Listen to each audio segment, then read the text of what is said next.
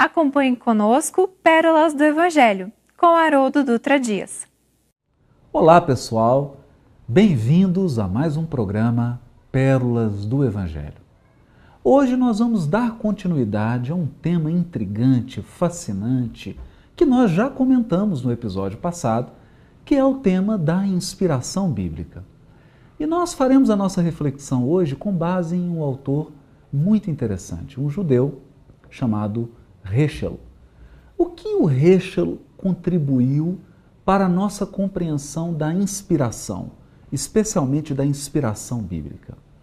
Heschel acreditava que o profeta era um homem comum, com suas crenças, com seus valores, com seus sentimentos, com suas ideias. Ele não era um super-homem, ele não era um homem fora do seu tempo, e era um homem que falava a partir de um contexto histórico, geográfico, linguístico e cultural. Mas era um homem que, observando a natureza e observando a sociedade em que ele vivia, se sentia comovido. Em que sentido ele se sentia comovido?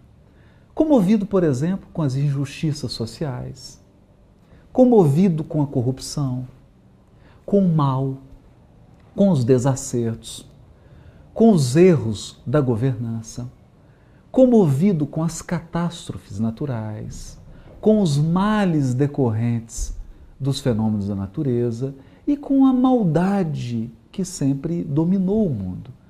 A partir dessa sensibilização com o mal, com a maldade e com a tragédia, esse homem entrava numa espécie de sintonia com o próprio Deus, que também se comove. Porque Deus, na concepção judaica, ele também se comove com a situação frágil dos seus filhos. E ele age como um pai amoroso e desvelado, no sentido de proteger, de ajudar, de orientar, de esclarecer, mas também de corrigir, de colocar de castigo, vamos dizer assim, né? Colocar certas tarefas e certas imposições para aqueles que se desviam.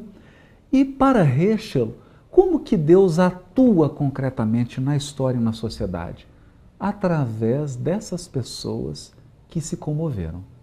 Ou seja, por um processo de sintonia, quando um profeta se comovia, se sentia sensibilizado, compadecido com uma determinada situação, ele entrava numa sintonia espiritual com a divindade e, a partir daquele momento, a divindade, utilizando o que ele tinha, os instrumentos que ele tinha, os sentimentos que aquele homem tinha, o seu intelecto, as suas virtudes e as suas limitações, usando esse homem como instrumento, Deus agia naquela mesma sociedade no sentido de minimizar o mal, minimizar o sofrimento, minimizar a tragédia e espalhar o amor.